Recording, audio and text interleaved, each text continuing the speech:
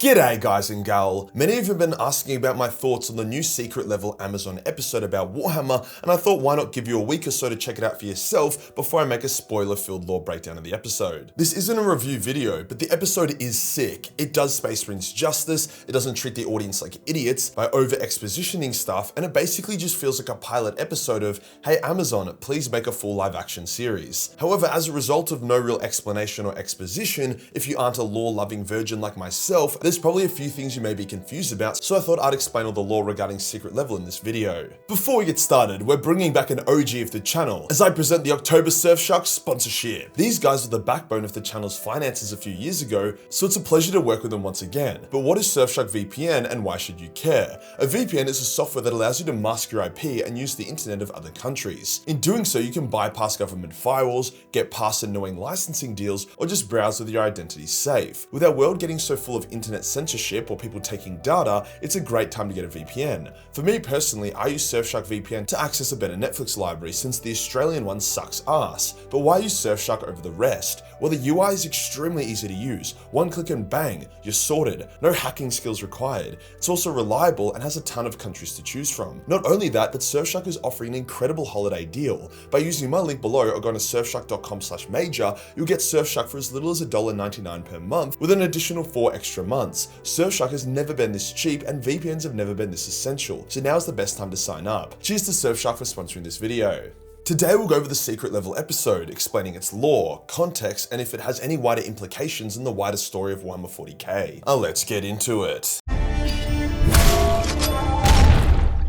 The episode starts off with a little prologue of a child dragging a chainsword. This child is the one who would one day become the legendary Ultramarine Titus, the protagonist of both Space Marine 1 and 2, and whose battle record would be nearly unmatched in the entire galaxy. It is narrated by a Space Marine who would be the one to recruit Titus into the chapter originally. It then cuts to the present, where we have a Blade Guard veteran, the same Space Marine who recruited Titus, being assigned a mission. The mission is to destroy a Chaos relic and then mark the location's coordinates for orbital bombardment. Due to the mission parameters, no one was expected to survive. As such, 3 Blade Guard veterans and Titus are sent to complete the mission. This is an extremely elite squad of Space Marines. Blade Guard veterans are masters of melee combat and are kind of like chapter champions unto themselves. Titus is a Primaris lieutenant and legend amongst the chapter, so it's unclear why they sent such an esteemed squad on what was apparently a suicide mission. Perhaps they knew they would need 10 or 20 or so normal Space Marines to do the job and they didn't want to lose that many, so they were content to lose 4 veterans instead. Either way, the Space Marines drop onto the world in the classic efficient way Space Marines often do. The world was heavily corrupted by chaos, more specifically by Tzeentch, as evident by its barren nature, unnatural weather, dilated time, and other indicators. Corruption usually is due to one of 2 things, either a powerful chaos corrupted person or persons who radiate corruption, such as demon princes or chaos sorcerers, or more commonly, chaos relics, which was the target of today's mission. If the relic is destroyed, the chaos corruption is greatly weakened, which can allow for a world to be purified and retaken by the Imperium. When the squad arrives, they are beset upon by Chaos cultists, the cannon fodder of Chaos, and are slaughtered as fodder. The episode shows off extremely lore-accurate Space Marine combat. Their movements are fast, powerful, precise, and efficient. Their armor is strong and does not break under the enemy's weak fire. Their only true obstacle is when an enemy tank rocks up, which causes Titus to go hero mode and take it out. The Space Marines suffer 0 casualties or even injuries as they slaughter dozens of cultists. As they are veterans, this is completely lore-friendly. Perhaps lower-ranked Space Marines may not fare as well, but you can tell killing is like breathing for these old warriors. Titus is also dragging some kind of chained coffin, which he momentarily abandons to take out the tank, something the Blade Guard veteran leader disapproves of. Remember, that Blade Guard veteran leader is the one that recruited Titus to begin with, so perhaps he has some kind of mentor or fatherly dynamic over Titus. So seeing Titus ditch cargo precious to the mission to dunk on a tank might be a bit of a headshake. The squad proceeds deeper into the enemy's territory, heading underground. The corruption here is thicker, with the Space Marine Purity Seals burning off their armor. Purity Seals don't really do much, they are more so just for show, so it was just symbolic of Chaos to burn them off. It didn't necessarily weaken the Space Marines' immunity to Chaos or something. The squad is then attacked by Xanagors, which are beastmen who have been corrupted into the service of Tzeentch. They are significantly deadlier than normal Chaos cultists, with the physicality and power needed to kill a Space Marine. However, this veteran squad were way too skilled for that nonsense, and they managed to slay the Xanagors without too much issue in an extremely cinematic fight. I'm glad they included this scene. The combat in this episode was insane. The squad arrives at the Chaos relic, which just turns out to be a massive statue of a Lord of Change. The greater demons of Tzeentch, which Titus has actually fought before. The Space Marines open their coffin, which turns out to hold an Imperial Psyker, seemingly an astropath due to his blindness. See, while Space Marines are physically and mentally powerful, they are spiritually vulnerable. Psyker energy can turn a Space Marine inside out without too much drama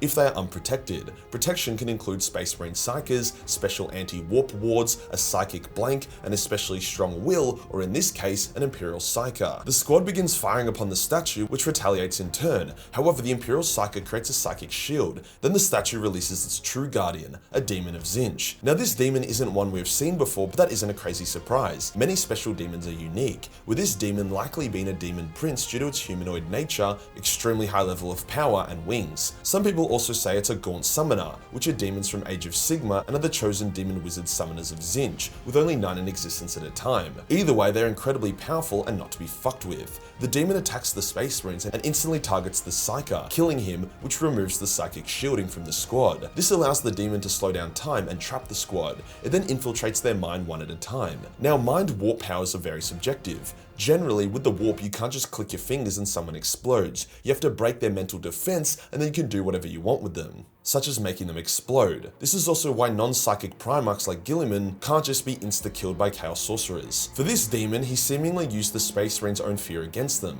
breaking their mental defense, which allowed him to kill them one by one. Space Marine fear isn't like mortal fear, but it does exist in some form. For the first Space Marine, he used the Marine's fear of his own humanity and weakness. We don't see what he did for the second, but that Marine was also slain. For the Blade Guard veteran leader, his greatest fear was Titus, as it seemed like he was unsure if it was the right decision recruiting such a fearless, brutal child into the Ultramarines to begin with. He feared that Titus could end up becoming a legendary Chaos champion.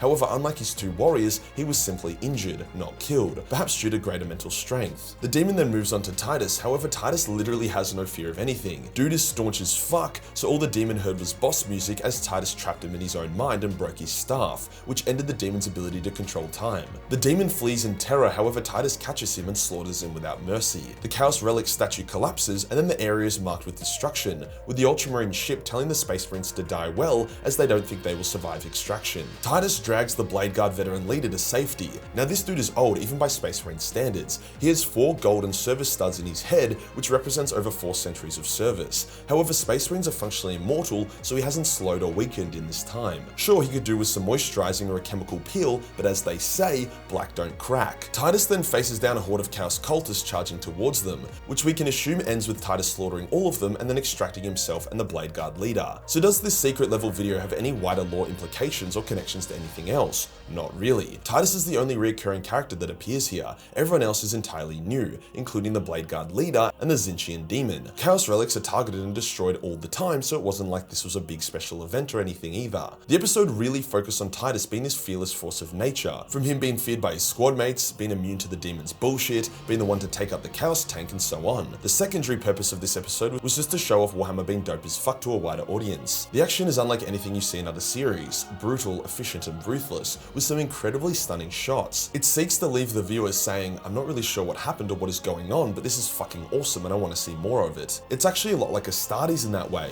which makes sense since the creator of Astartes was involved in the secret level project. The show seeks to intrigue you and draw you into the Warhammer universe. Who is Titus? What is a Space Marine? Who is that demon? And so on. And it does a cracker job of it. However, it also doesn't really give us much meat to work with in the lore department, so I'm seriously struggling to pad out this video to the 10-minute mark. I don't know how Arbiter Ian got to 20 minutes, people just love to fucking yap. Hopefully this secret level series, especially the Warhammer episode, does well to give Amazon more faith in the Warhammer live action series, and maybe even give us a season 2 with some more dope as fuck Warhammer content. If you enjoyed the video and you want to support the channel, then Patreon is the place to be, where we've just uploaded a Sanguinius nude cosplay photo shoot for $5 and up patrons. You don't want to miss out on seeing those angelic boobs. Hit the subscribe button and hit the real subscribe button for more secret content. Join the Discord for more memes and I'll see you in the next one. Peace.